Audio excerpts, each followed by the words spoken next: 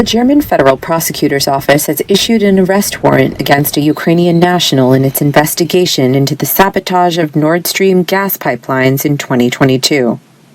It's a potential accusation that Germany's governing coalition wants to treat with great caution. The reason? Investigators are not entirely sure who is to blame. Nobody knows exactly who it was right now, and it seems that three Ukrainian citizens are behind that attack on German property. But there's no relation until now. There's no proof, no connection to the Ukrainian government. The Wall Street Journal, citing anonymous sources in an exclusive on Wednesday, reported the plan was initially approved by Ukrainian President Volodymyr Zelensky, but that he withdrew his approval before others in his government went ahead with it.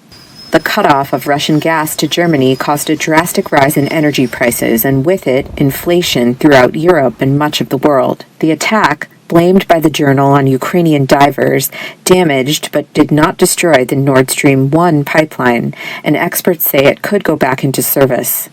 It also damaged the Nord Stream 2 pipeline, whose entry into service was halted before Russia invaded Ukraine. There is one strand of that pipeline, 1 out of 4, that's still intact.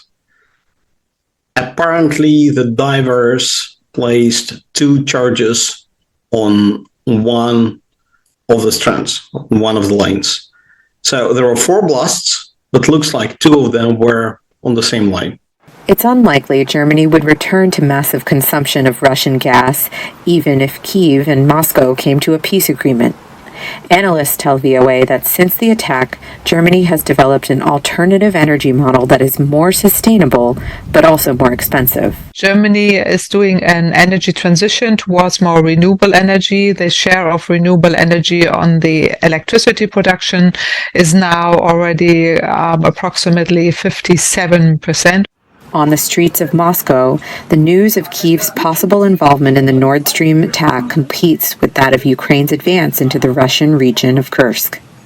Some see the move less as a show of might by what many thought was the weaker side, and more of a fight for control of an important economic resource in Kursk.